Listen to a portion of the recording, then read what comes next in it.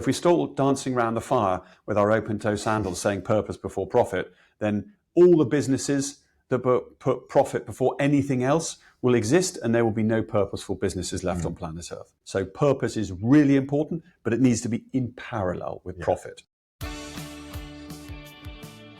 Welcome to Why Design. I'm Chris Whyte, and this podcast is about the people behind products shaping our world. Every week I sit down with design and engineering leaders who've turned ideas into real-world impact. We break down how they lead, how they learn from failure, and how they build teams that keep moving forward. Because great design isn't just about what looks good, it's about people, culture, and progress. If you care about building better products, leading stronger teams, or rediscovering the purpose behind your work, you're in the right place. Let's get into it. Welcome to Why Design, and thank you so much for having me in your factory. My pleasure. It's great to sit down with you.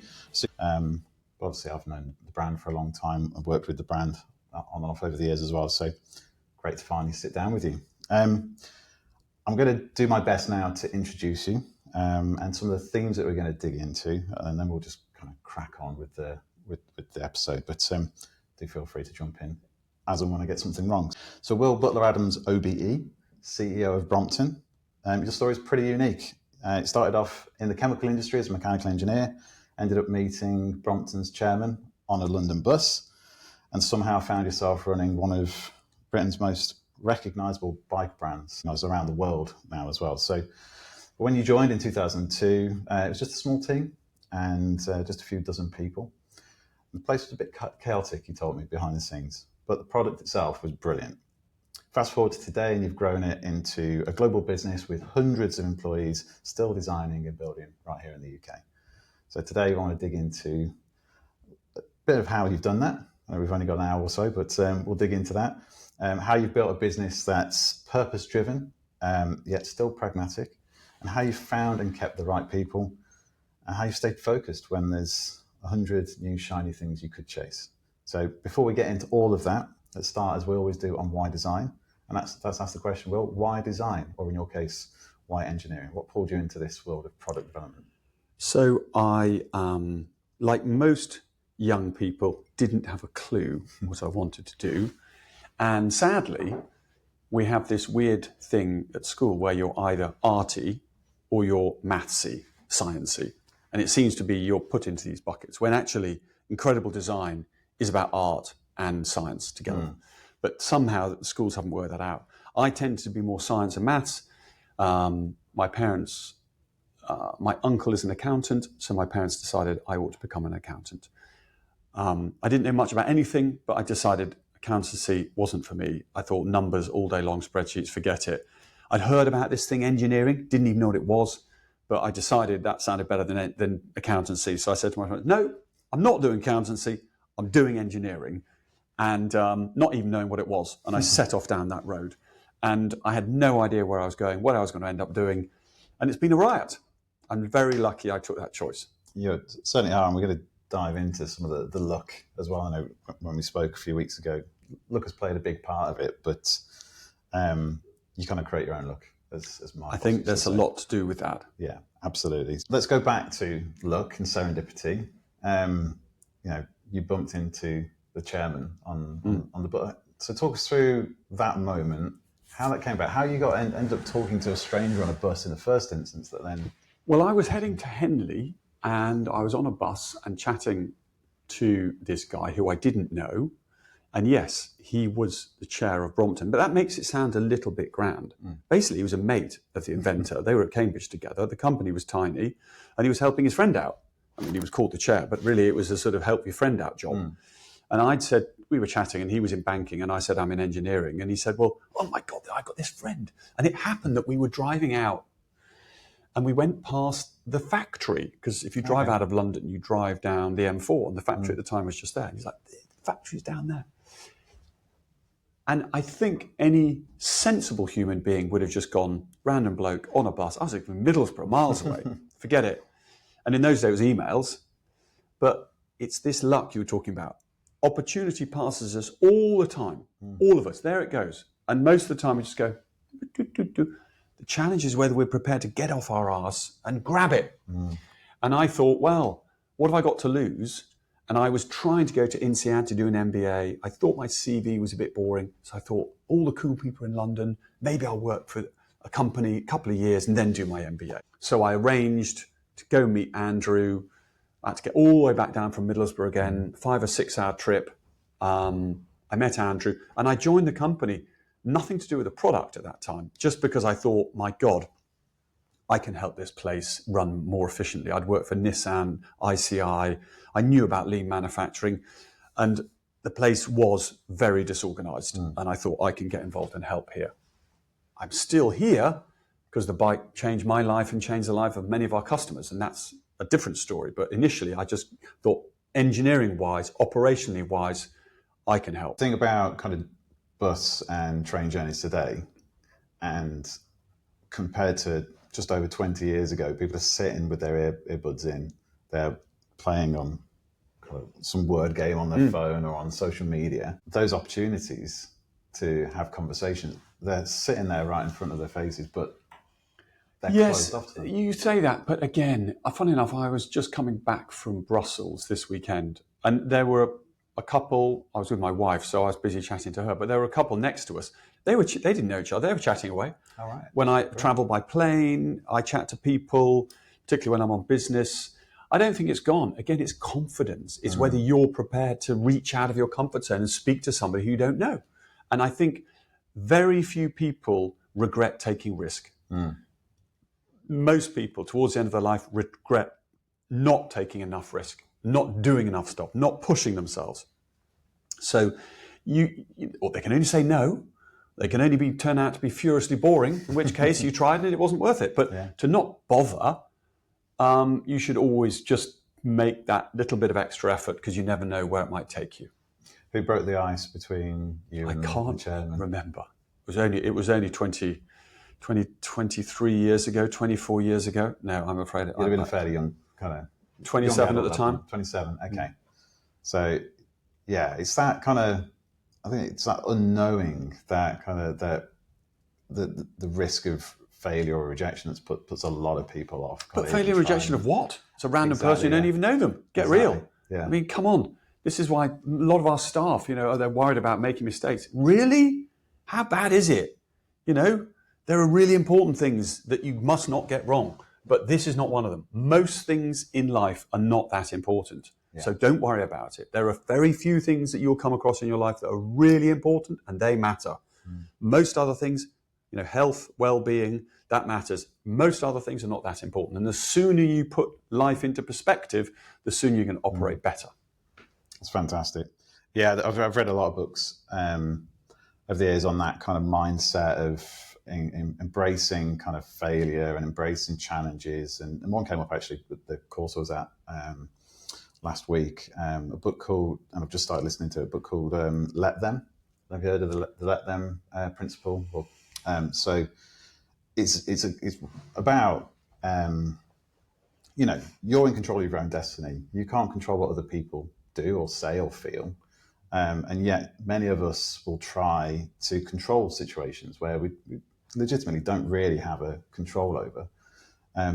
So with the two words, let them. So if someone's annoyed with you, let them be annoyed. If someone doesn't want to speak to you on the bus, let them not want to speak to you on the bus. But don't let it affect your mood or your kind of, your attitude to life and chasing stuff.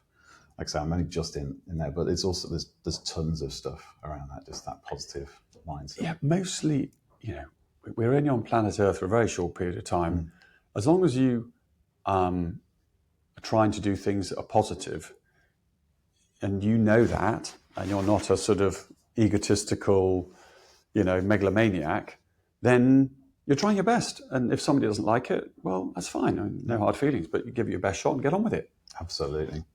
So you mentioned that you walked into you looked at the business and saw it was fairly chaotic. You saw an opportunity to improve things, add value.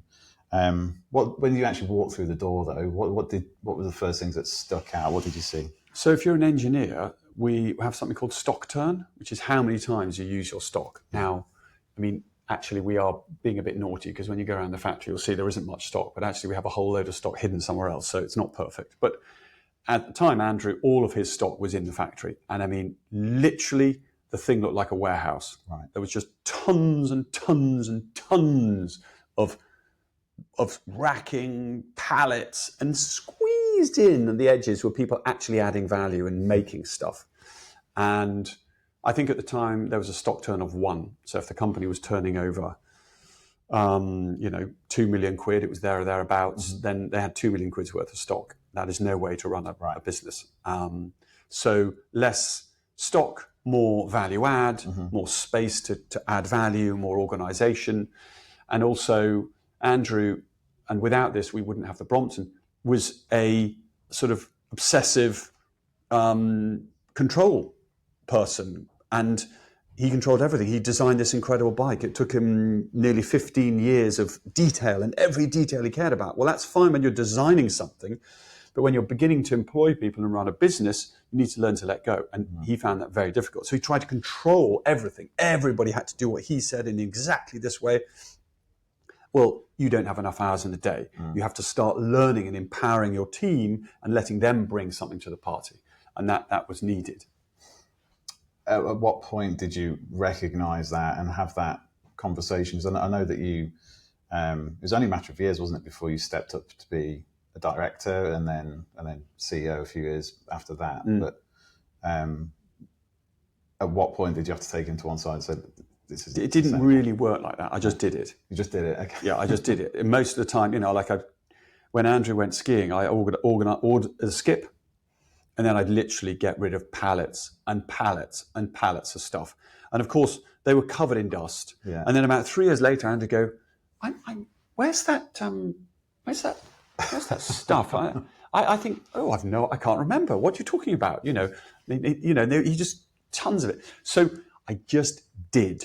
I got stuck in, I rolled my sleeves up, I started changing how we operated. And because it delivered better outcomes, Andrew sort of just went with the flow. And he was so busy worrying about the 5th decimal place down here. I was just getting on with stuff. I rolled up and got in there. Yeah. And again, with my staff, I've always encouraged them to do stuff and ask for forgiveness later.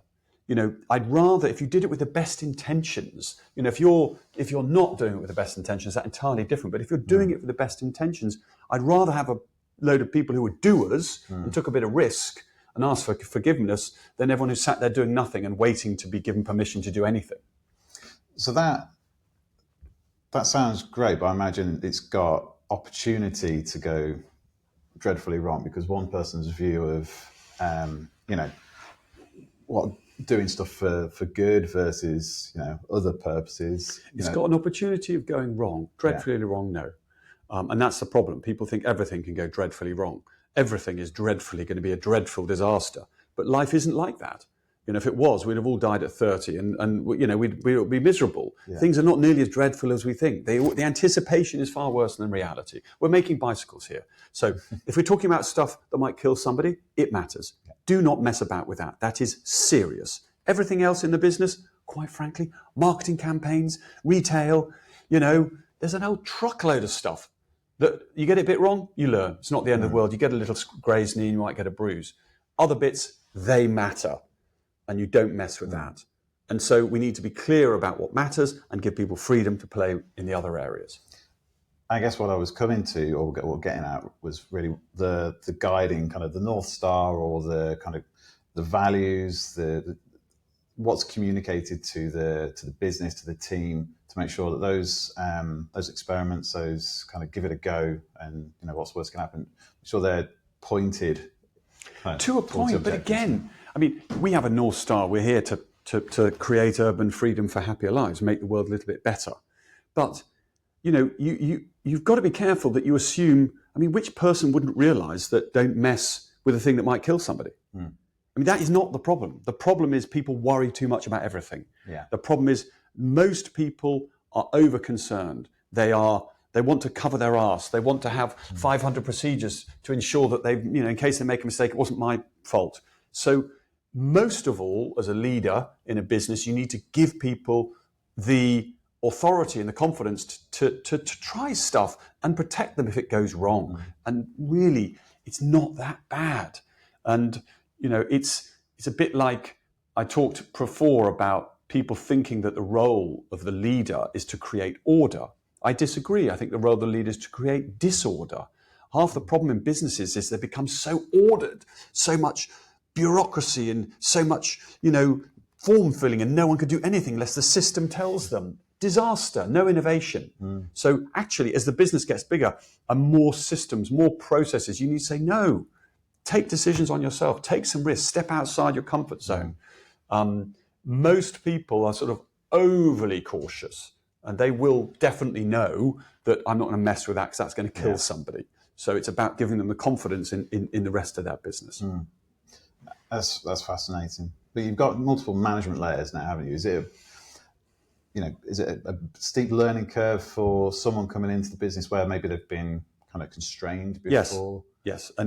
But I don't even know the depth of that. I mean, that used to be the case where people who join the company and they'd say, what would you like me to do? And I would say to them, well, that's a very, very, very odd question. I've got no idea. I can tell you where we're trying to go.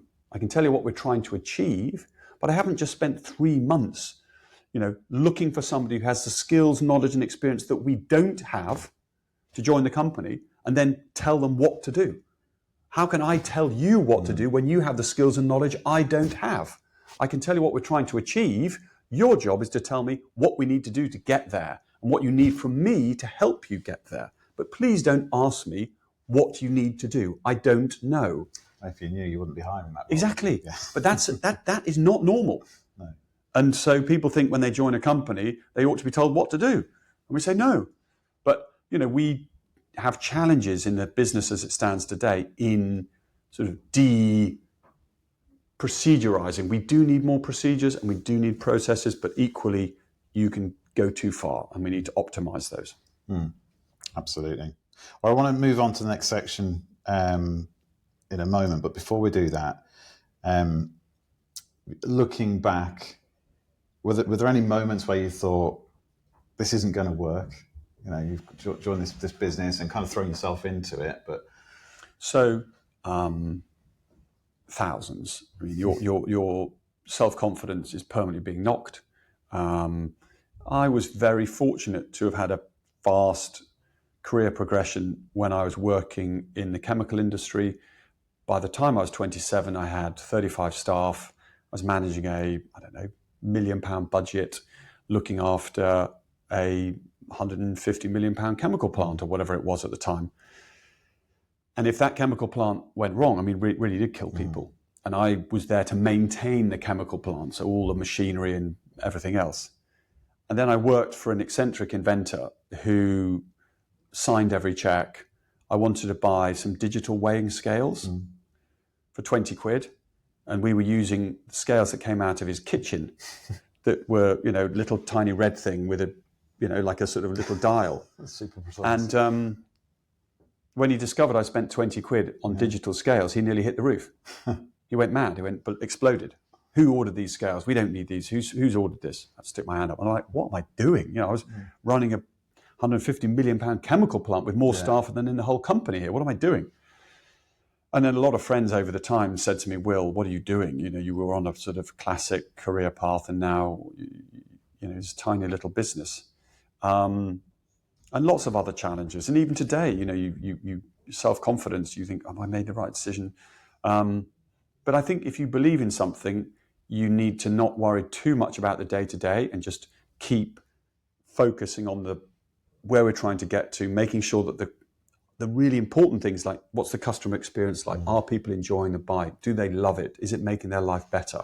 If we're doing those things right, the other things are permanently needing to be optimized, but the critical stuff is the experience of the customer. Absolutely. Which leads us on very nicely onto the next section, which is purpose before profit. Well, be careful. Okay. If you say purpose before profit, then a business won't exist. It needs to be in parallel with profit, because without profit, you have no business. So if we start dancing around the fire with our open-toe sandals saying purpose before profit, then all the businesses that put profit before anything else will exist, and there will be no purposeful businesses left on planet Earth. So purpose is really important, but it needs to be in parallel with profit. So purpose with profit. Absolutely.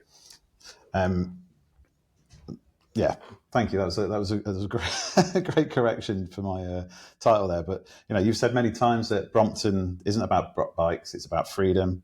So let's unpack some of that. So, what does that idea mean? Selling kind of freedom, not bikes, mean to you personally?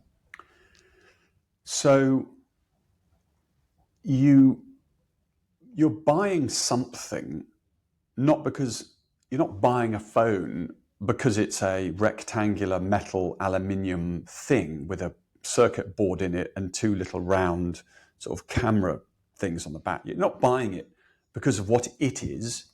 You're buying it because of what it does. It allows you to do things. That's why you're buying the phone. That's why you love the phone, not because of the phone, but because it allows you to talk to your parents or your friends. It allows you to organize your life, to take pictures, have memories. That's why you're buying the phone. The bike is no different. I'm not selling a bike for the bike's sake.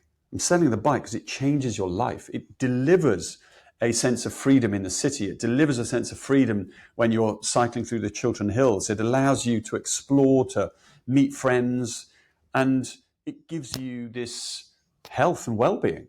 I mean, if I didn't have my bike, I'd have gone mad by now. I need that time on the bike when I can't be on the phone looking at the millions of emails and God knows whatever else is coming in. I'm just decluttering my brain. I've got a bit of me time. So, and also, it keeps me fit. I like eating and drinking. And so cycling allows me to still enjoy all of that. So what we're really talking about, and that's why you'll see it up on the wall, urban freedom for happier lives. That is what it's about. Most people now live in cities, and cities actually, in many cases, deliver worse health outcomes than living in the countryside. So how do we change that? How do we look at cities in a different way and put the human being first before the car and design cities around the human being? And actually, the most efficient mode of transport ever invented is and still is the bicycle. So think about cities in terms of walking and cycling, creating space, clean air to make people flourish. Yeah, absolutely. I've got to say, some of my favourite city moments have been like riding a bike or on a scooter, just getting outside of the car, being able to stop wherever you want. And you can take taxis, but then it's A to B. Whereas on the bike, you just go exploring. You can explore, yeah. Fantastic. So how do you keep all that front of mind, though, when things are challenging financially? Obviously, it's been widely publicised. Last year was very difficult for Brompton, as it has been for the entire bike industry. So how do you maintain that purpose when... If you're serious about growing in design or engineering, you should join the Why Design community on Discord. It's where product leaders share real lessons, job opportunities, and behind-the-scenes insights you won't find anywhere else. And if you want more stories and strategies from the world of product development, subscribe to the Why Design newsletter. Both links are in the show notes, so go check them out. I mean, it helps that we're 50 years old and a business that's doing really well is not that difficult to manage. You need to manage for the medium and long term, not just for the short term. And that's particularly important when you're dealing with long design cycles and, we're developing products 3 to 5 years out, and you need to invest in those 3 to 5 years out, and you need to continue to invest in those through downturns. So for engineering businesses, having an ownership structure that is long term is really important. Take, for example, Rolls-Royce. People 2 or 3 years ago were writing Rolls-Royce off, and now it's got a valuation of 100 billion. So you need to slightly take those things with a pinch of salt and be thinking long-term. Turnover is vanity. Profit is sanity. Cash is queen. So our profits have gone down, but our EBITDA was at 5.5 million last year. Our PBT was at 0. But PBT is a reflection of depreciation on investments you made previous years. Yeah. So, our cash flow was about 0. and we have cash. So it's not ideal, but the sector's going through a really tough time, and we've chosen to continue to invest through the downturn rather than overreact. It's not easy, it's challenging, but that's my job. If you can't navigate a few difficult periods, well, you're not in the right person for the job. And the business is still privately owned, isn't it? It is. A bit of equity given out over the years, but it's... So it's owned by the inventor and his mates, Andrew, me and my mates, our staff. Yeah. Staff own about 20%. And then we've got BGF, which is a business growth fund, which is basically a British investment fund. And they've got about a 9% stake. Okay. So nobody has control. We're all interested in the long-term success of the business. Yeah, so you haven't got a big chunk of private equity or venture capitalists kind of... It wouldn't work. No. It just wouldn't work. We're too long-term. Yeah. Brilliant. And we spoke a few weeks ago, I think it was, about, you've said, and it leads on nicely, businesses are obsessed with raising money too early, raising capital too early. Yep. Downside of that, I'm guessing, is, the pressure to deliver too early as well, but perhaps you could expand on that.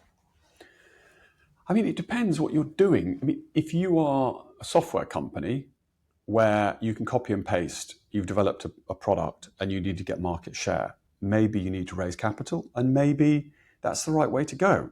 You have to move fast, you need to get market share. If you're an engineering company where you raise lots of capital, a really good example was Van Moof. So they were a bike brand, they raised well over £100 million, and that put huge pressure on them to grow top line. As a result of that, they were prioritizing turnover, vanity, over sanity, profit. And they hadn't developed the product. They hadn't finished the engineering, but they were under so much pressure to sell more bikes. They were selling bikes knowing that those bikes weren't good enough and they were going to lose money. So for every bike they sold, they were losing even more money. But they were pushing to sell more bikes to make the top line look good, to help the investors feel confident, and eventually the company went bust. And actually, compound growth, Warren Buffett, for a long time, one of the richest people on planet Earth, I think he delivered 20% year on year compound growth for 60, 70 years. Yeah. That'll do. Anywhere between 15 and 20% compound growth is insane. Be patient. And a business, an engineering business, can sustain 15 or 20%. Try and grow an engineering business by 100% a year because you've got loads of cash. Well, you bring in so many new people, they don't know what you're doing. Half your guys on the shop floor haven't got a clue. You're growing too fast.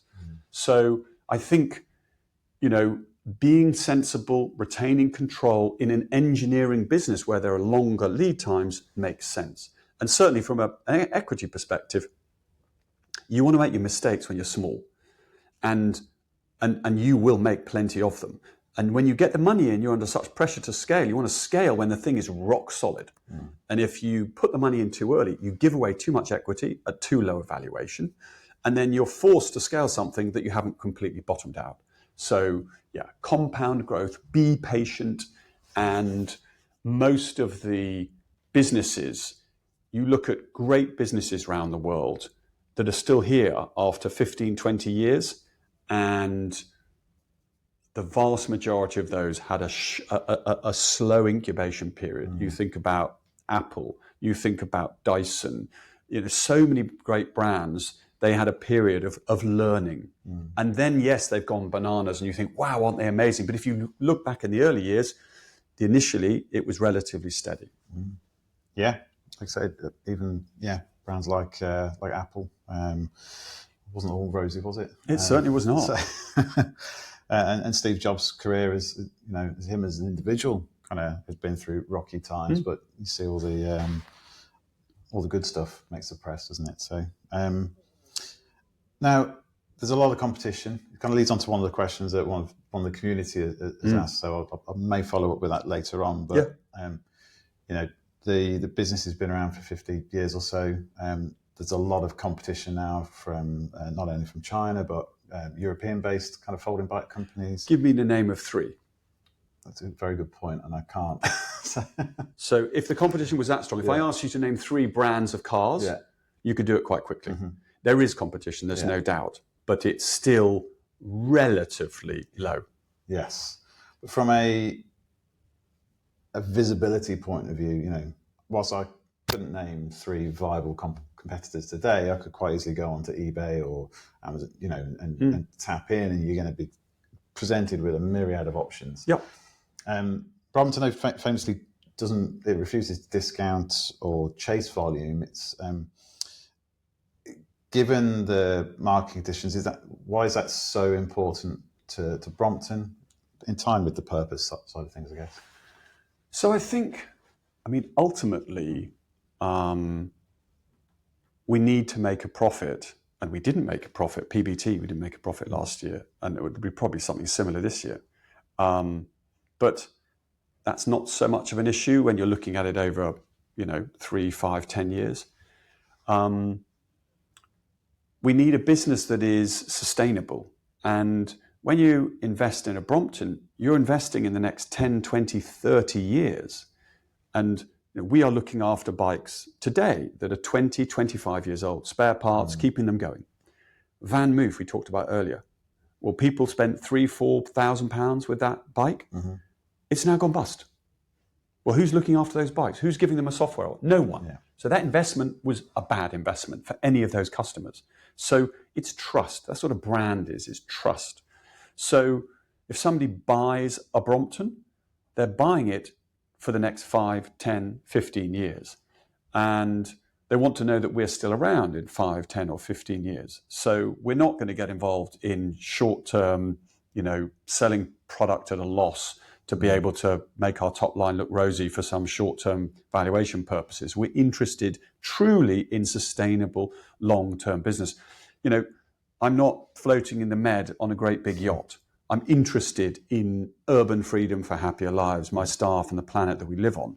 So a lot of that is part of what you're buying, but also you're buying a technical piece of kit. We've been around for 50 years. When you buy the bike, it looks great. You might see the other one, the competition, that's a couple £100 cheaper. It looks great.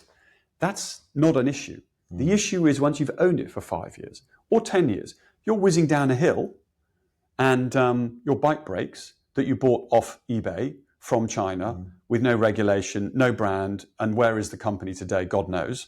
And it snaps and you smash your front teeth and break your pelvis. You'll be suddenly going to yourself, was it really worth saving a couple of £100? And it's trust. That's what we are, trust. We've got over 1 million customers out there. And if you meet a Brompton owner, ask them, was it a good investment? Are you regretting the purchase?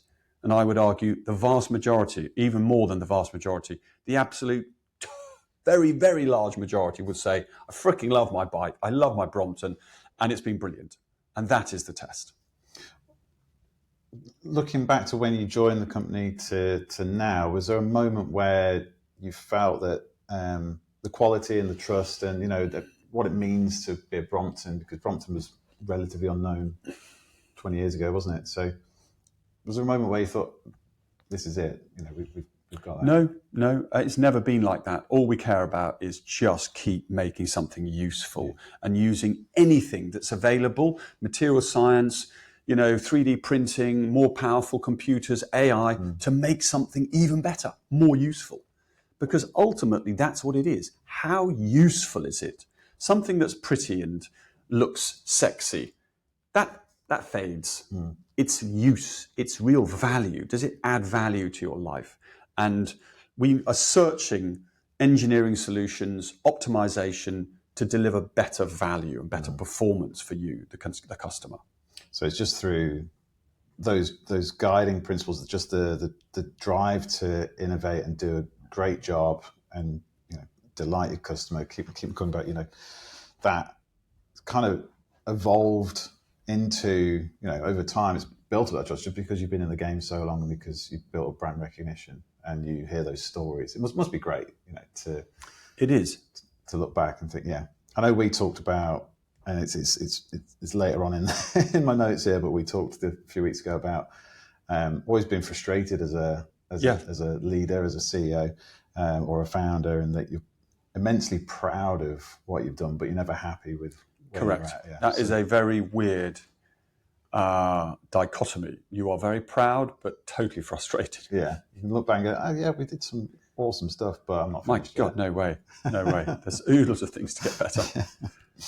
Well, let's talk about something that's obviously my background, so I can hopefully talk with confidence around it. But I like the way you framed it, building your motley crew. So talent, culture, retention.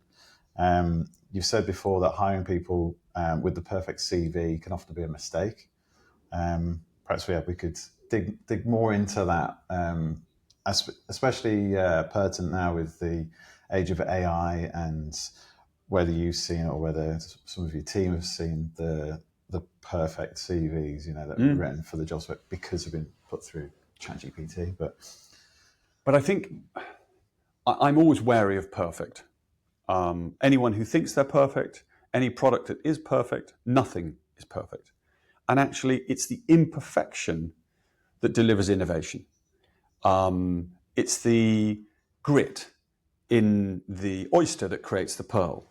And so we need to be permanently uncomfortable. We need to be surrounding ourselves with people who are different to ourselves, that challenge the status quo, that look at the world differently. And that might be cultural, it might be where their life experiences have taken them, what their career has done.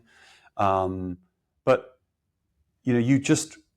I can walk into some businesses and they tend to be in the service industry, lawyers and bankers, and you just think it's a sausage machine. This is a little sausage in front of a computer next to the next sausage. And they're churning out, the same stuff. Well, that just wouldn't work for us. And I'm so proud of the furious diversity inside this organization.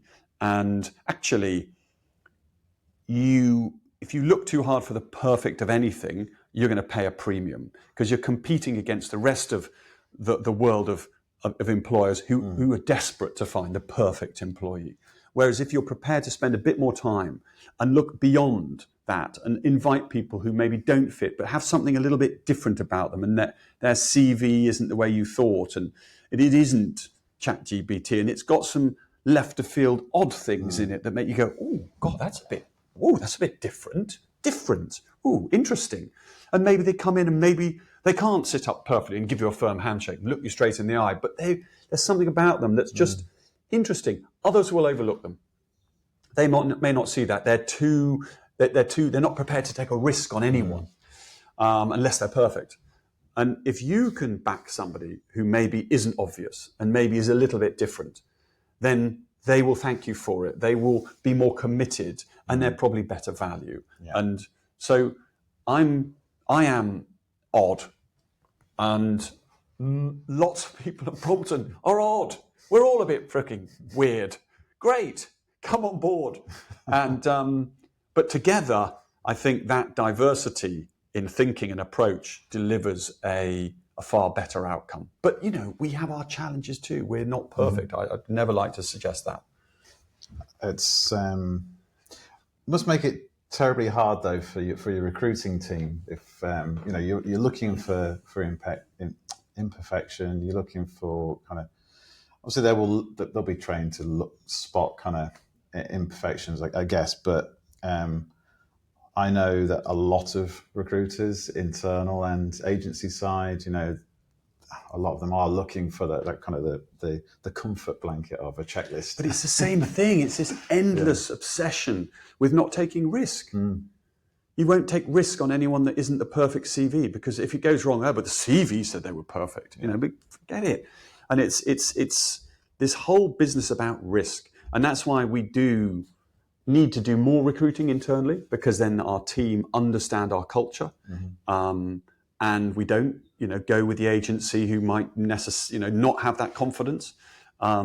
So it is the same thing repeated, this theme of taking risk. And when you're up against it, innovation comes in thick and fast. And I'm sorry to say, during war, innovation comes in fast.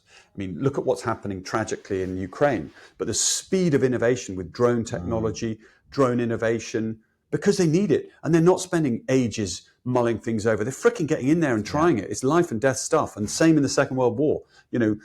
Gosh, so bring a bit of that risk into the business. Allow people to make mistakes, try stuff, recruit people who are a little bit different and see what they might bring, rather than just the absolute perfect individual. You know what you're going to get, but it's not going to take you that big step forward. Yeah, and looking back to your own, career, chances are, had you applied through standard kind of practices, you'd emailed your CV in, you would have taken one look at it and go, why does this person from the chemical industry, what doesn't even compute? Yes.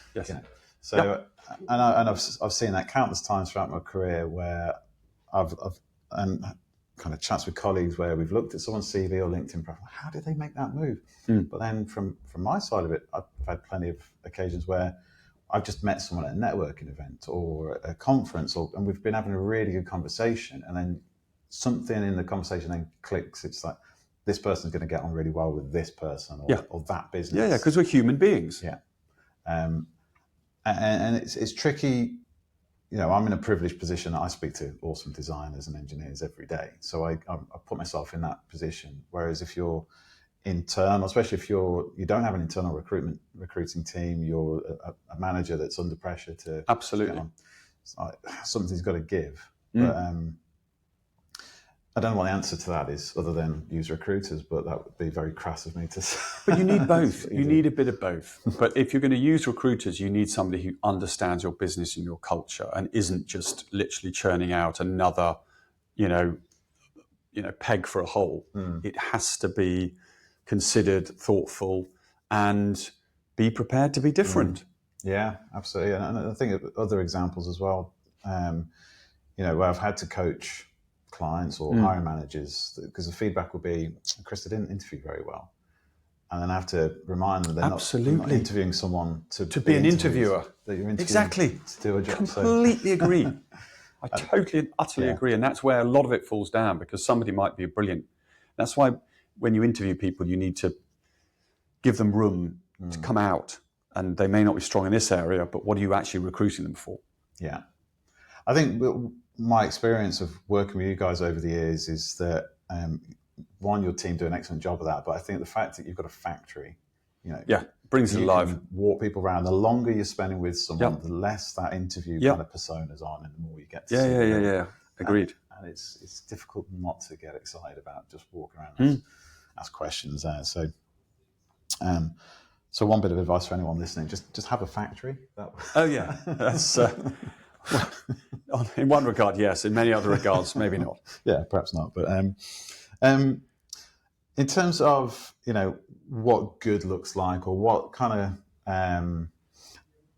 it's probably going to be difficult based on what you just said. But what do you look for? Kind of what does a Brompton person look like in terms of traits or characteristics that people share? The technical ability is a sort of given. You need to have, let's just say it's at university or any other qualification, you need to have delivered that. And experience, which of some relevance, is important. So those bits, people spend far too much time, in my humble opinion, on sort of those bits. The bit I'm interested in is the human being. What makes you tick? What have you demonstrated in your life? Not necessarily in your career, but in your life. Whether it's supporting a charity, or whether it's coaching a team, or whether it's being really interested in a hobby or some sort of activity. A determination, a commitment, a prepared to stick your head above the parapet and take a bit of shit. I think it's in somebody's personal life that you understand who they are and what makes them tick and whether they're going to fit. The other bit is just an easy bit. And then it's, for me, in my interviews, it'll be 80% of my time is, who are you? What are you? What do you want in life? What makes you tick? And can you align with us? And are you sufficiently different that you will bring challenge and perspective to what we're trying to achieve? Love that. What makes you tick? Well, I feel, as so many of us do, we are very, very fortunate in where we popped out on planet Earth. We could have popped out somewhere else and our life chances and our life in general would be so, so very different.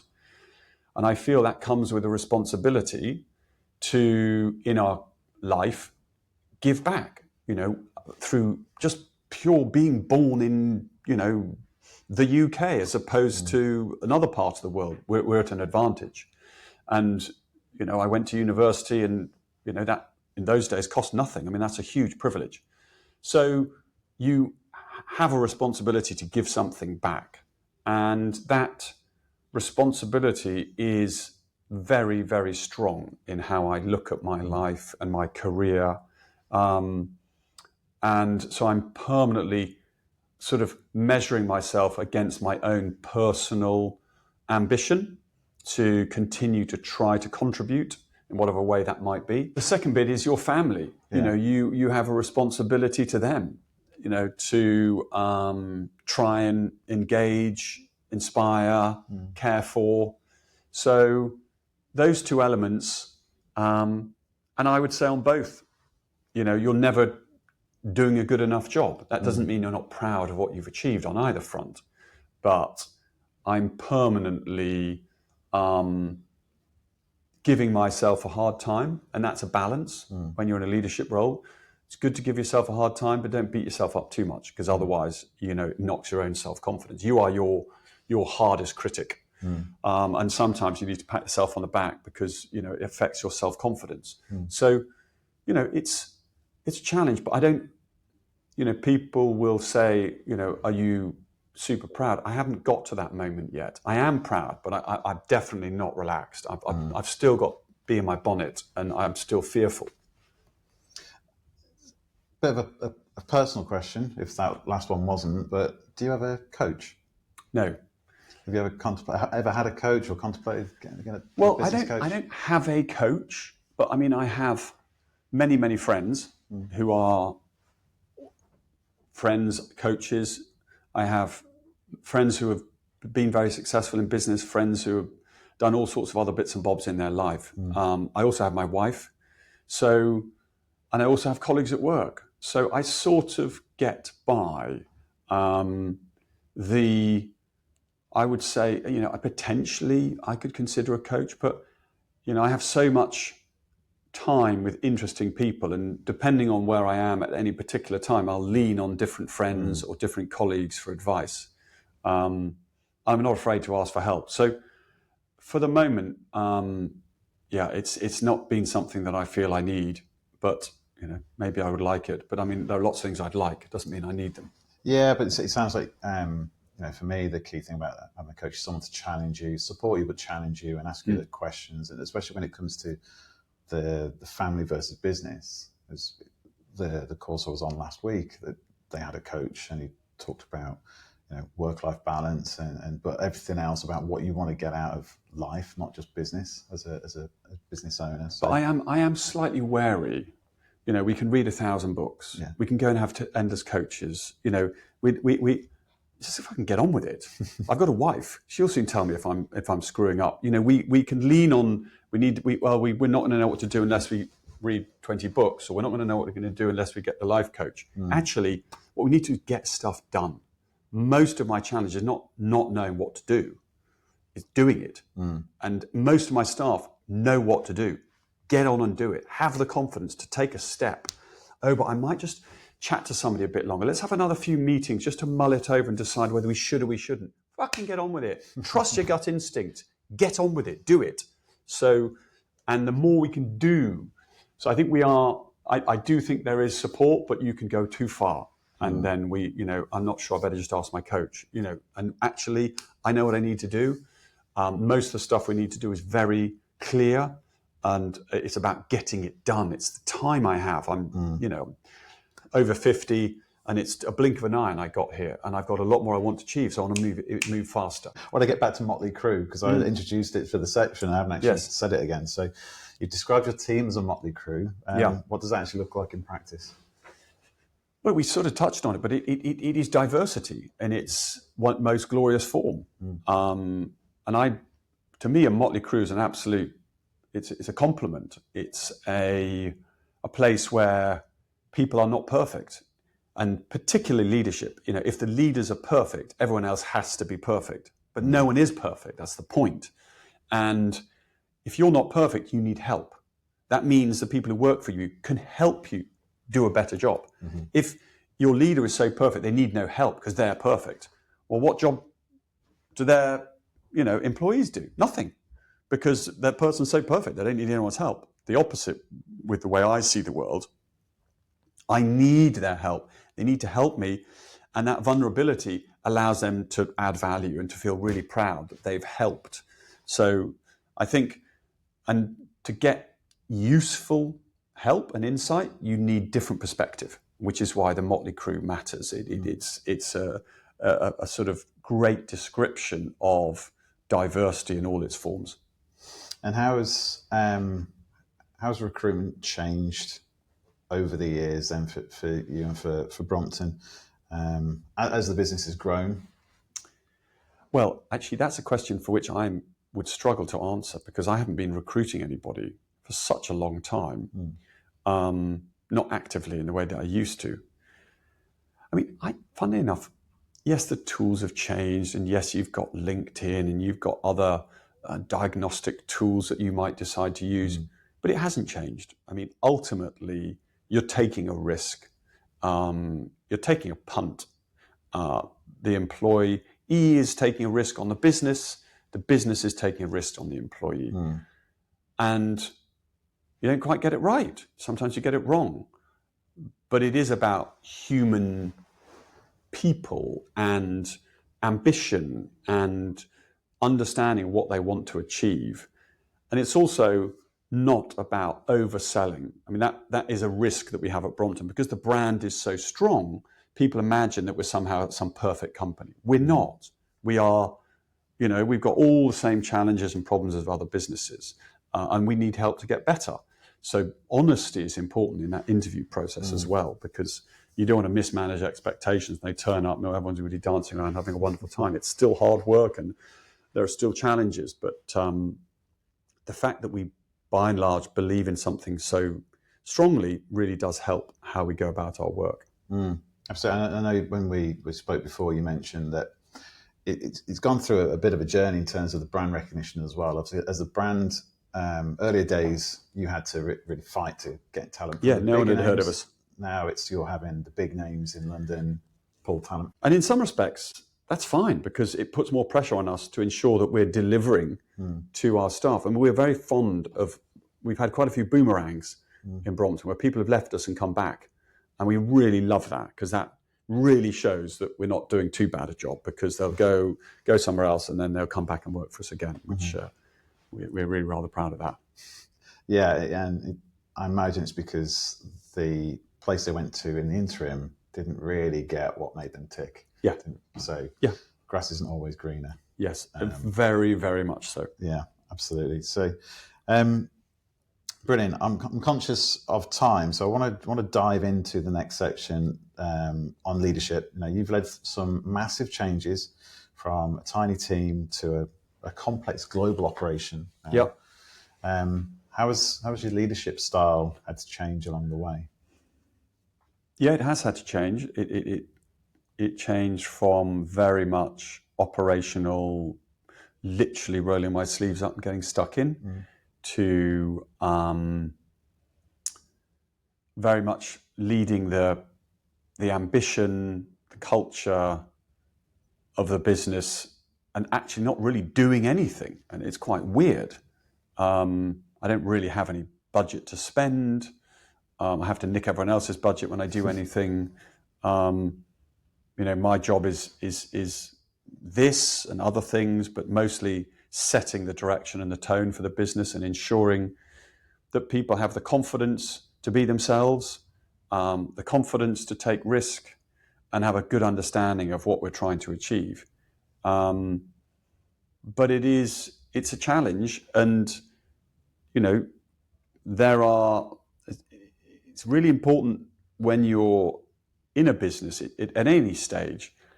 It's sort of more important to know what you're not good at than to know what you are good at. You probably think you're good at more things than you actually are. So focusing on knowing what you're not good at, and there's nothing wrong with not being good at certain things, because then you fill those gaps with people around you who are very good at those things, and you complement each other. And so I have spent most of my time, not difficult in my case, knowing what I'm not good at, which is most things: organization, structure,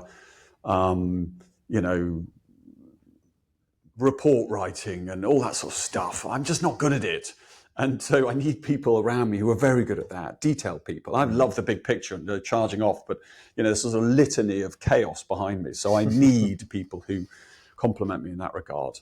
And I've been very, very lucky to have brilliant people support me on this journey, because it's been a massive team effort. I think most leaders and founders, and obviously when you join the business, you joined a bit of a control freak, the control freak in all of us. How difficult was it, as you recognised that there was chaos, or that there was stuff that you didn't actually like doing so much, but still controlled? Was it difficult to give that up? I wanted to pause a moment to talk about Kodu, the specialist recruitment partner for physical product teams. When founders outgrow their early team and need engineers who can scale hardware, that's where we step in. When design consultancies win more projects than their teams can handle, we help them find senior designers who deliver without losing creative quality. And when established brands push into new hardware categories, we bring in leaders who've built category-defining products before. If you're hiring or planning your next move in product design or engineering, head over to teamkodu.com or connect with me, Chris Whyte, on LinkedIn. No, unlike Andrew, Andrew, the founder, was the complete opposite to me, in the sense that he was an absolute obsessed with control.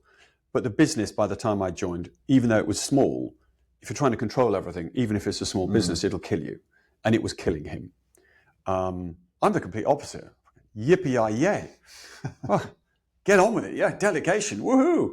You can have it. Whereas Andrew found it very difficult to delegate anything. I'm all for delegating.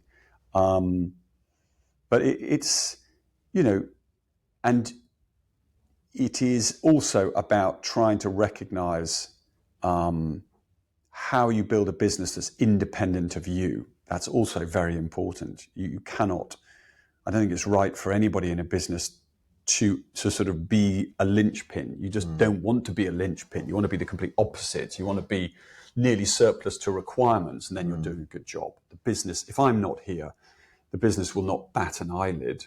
We're not really doing anything. It might affect the growth in the next 3, 5, 10 years, but in the short term, everyone's off doing their stuff, and I'm surplus to requirements. Sounds like a dream.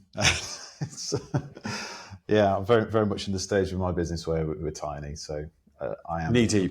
But that's the hires coming in the next kind of 6 to 12 months are very much a view of how can I kind of free myself up to do more impactful stuff, rather than being stuck in the weeds, but one step at a time. So in terms of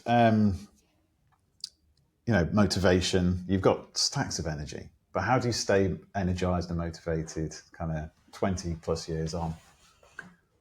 Go for a bike ride in a city, see someone riding our bike, see the smile on their face, chat to somebody at the traffic lights, talk to our staff, meet our suppliers.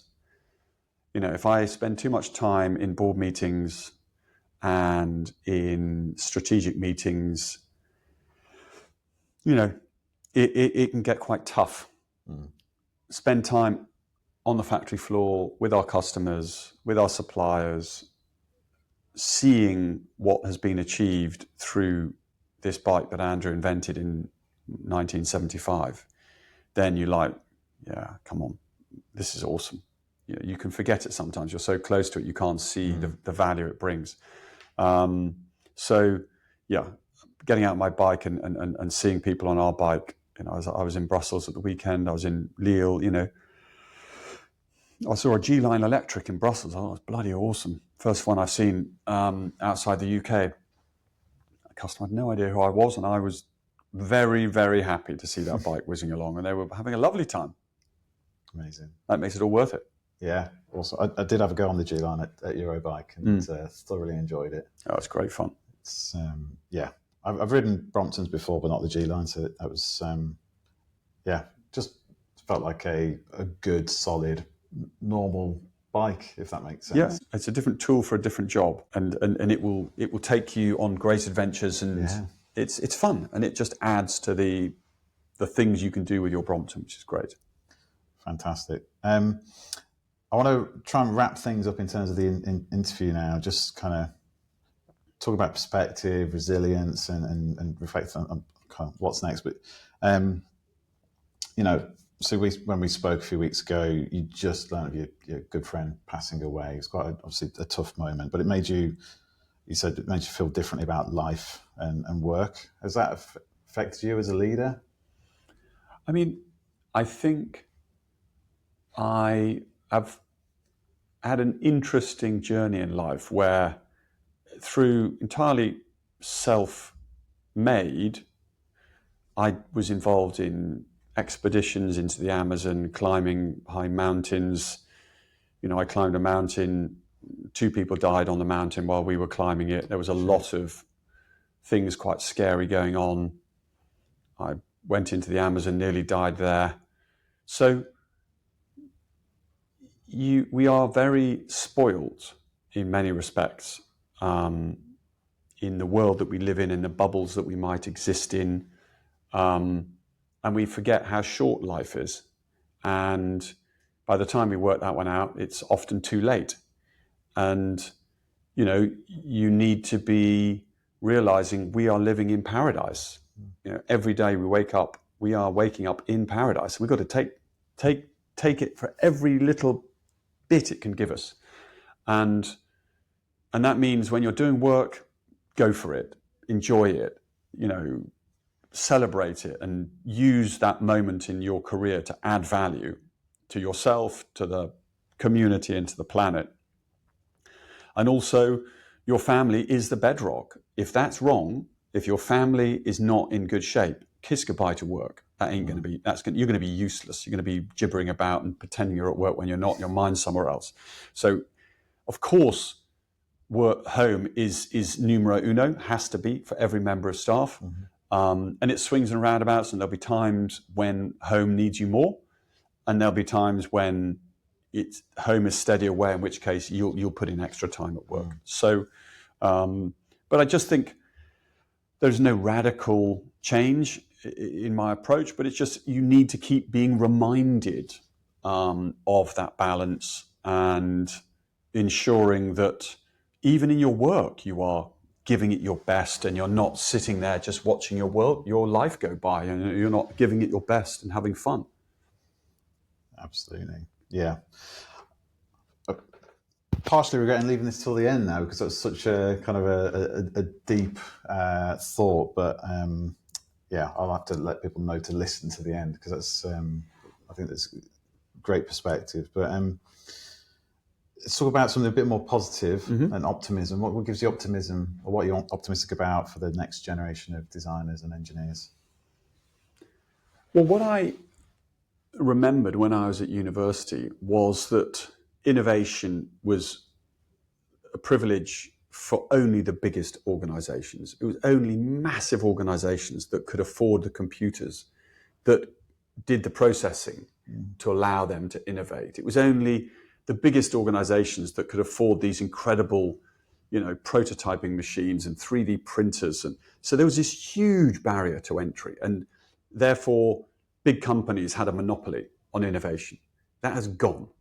You can design, prototype, innovate. You have powerful AI, powerful design technology that you can run off a computer that any of us could buy. So in many respects, real innovation and design has been, totally democratized. And I think it will create better solutions for planet Earth. And we need that because planet needs caring for.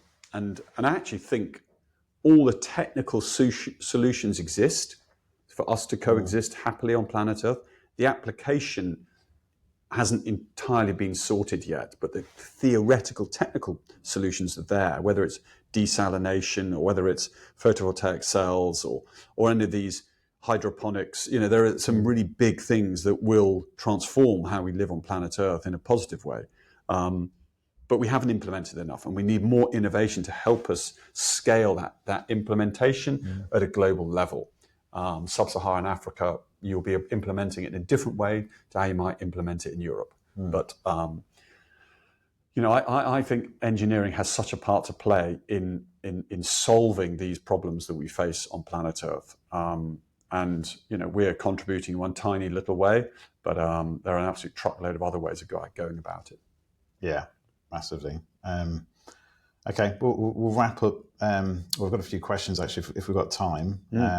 But before I get onto the community questions, the first I've done this, by the way, so it could go terribly wrong. But what's next for Brompton over the next kind of 12 months, 2 years time that you're able to speak about, or what you're excited about? I mean, we've just launched our G line. It's been a phenomenal success.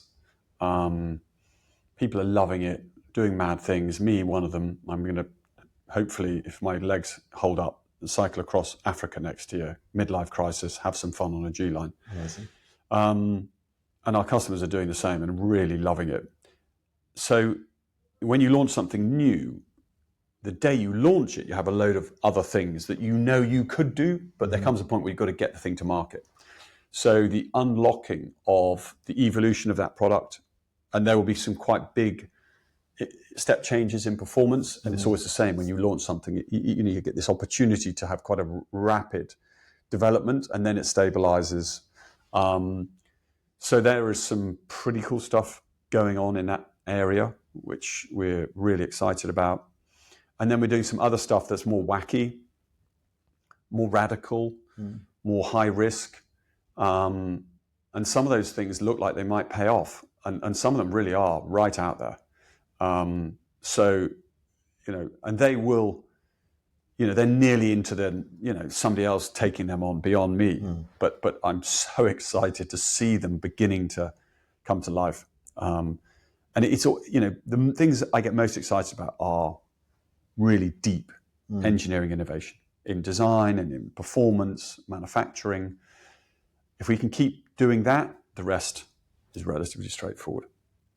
It's exciting times.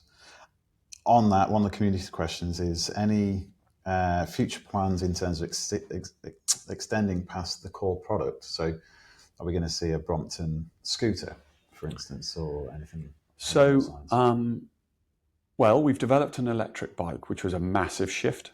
And we've just now developed an off-road Brompton, which is also a massive shift, but they're very much of a theme. Yeah.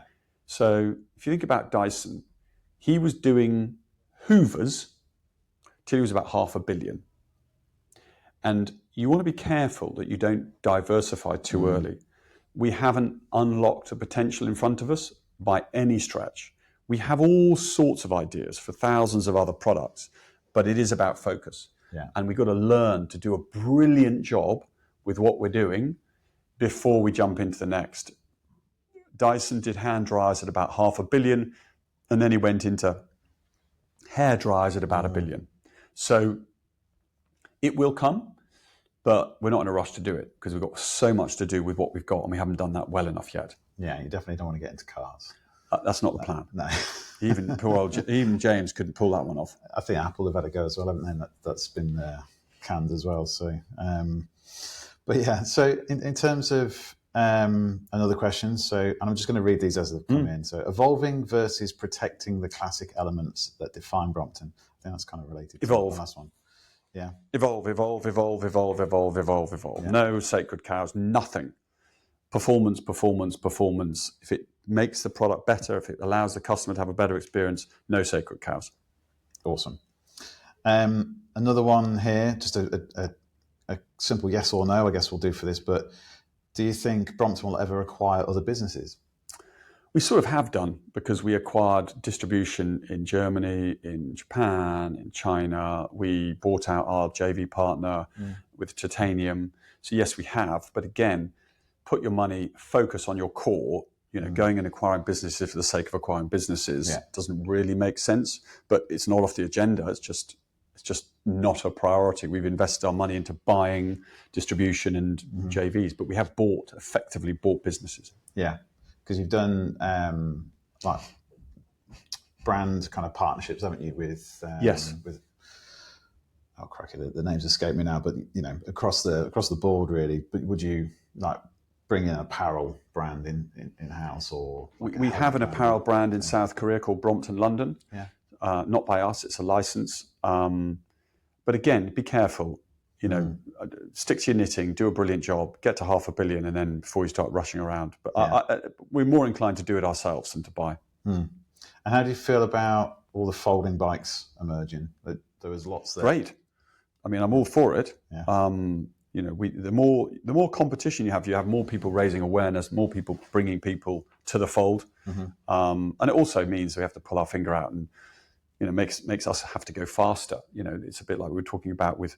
When you're under pressure, be that in a war situation, you innovate faster because you can't have the luxury of spending ages having millions of meetings. You've got to get on with it. I think it's fine. The thing I'm not happy about, though, is the poor quality control of regulation, and particularly with e-bikes, we have containers of illegal, unsafe electric scooters, electric bikes. And they're damaging the reputation of that sector, which is bad for the industry. So if it's good competition, quality competition, bring it on. But if it's cheap, badly made, unsafe competition, that really is, the government needs to do a better job in controlling and ensuring the product that's offered in the UK meets the correct standards. I may have got this stat slightly wrong, but I'm sure I read recently that e-bike fires are the leading cause of home fires in New York, for instance. I think none of those are true, to be honest. No. But there is no question New York particularly had a problem where they had a period where they had 3 or 4 fires, but they certainly wouldn't be the leading cause of fires. And that was all due to illegal imports and couriers and people charging up 20 batteries, and the batteries themselves were completely illegal. And that, the government has a role to play. If you can stick 20 Teslas, and each Tesla has got 1,000 times more batteries in it than a Brompton, and you can stick them underneath a building and they're safe. Yeah. I mean, if one of those went up, the entire building is going to come down. Forget a bicycle, then surely we can get to a point where bicycles are safe. The regulations exist. It's down to government to regulate to the standards, and that is not happening. And it's the retailers as well. As well to actually enforce it. Well, the other questions I've got are kind of weave into the same ones. So we'll just kind of leave it there. Thank you so much again for my pleasure. Time. I've really enjoyed our conversation. It's been we've kind of somehow blitzed through everything that I've written down. So I really appreciate it. Thank you again for being on Why Design. Absolutely, my pleasure. Thanks, Chris. Cool. No problem. Thanks for listening to Why Design. If this episode gave you some new ideas, share it with someone in your team who'd find it useful. And follow the show so you don't miss what's next. And if you're building a product team or looking for your next challenge in design or engineering, that's exactly what we do at Kodu. We help companies hire smarter and faster, and help great talent find work that actually fits. I'm Chris Whyte. Connect with me on LinkedIn and let's keep raising the bar for design leadership. Until next time, stay curious, stay creative, and keep asking, why design?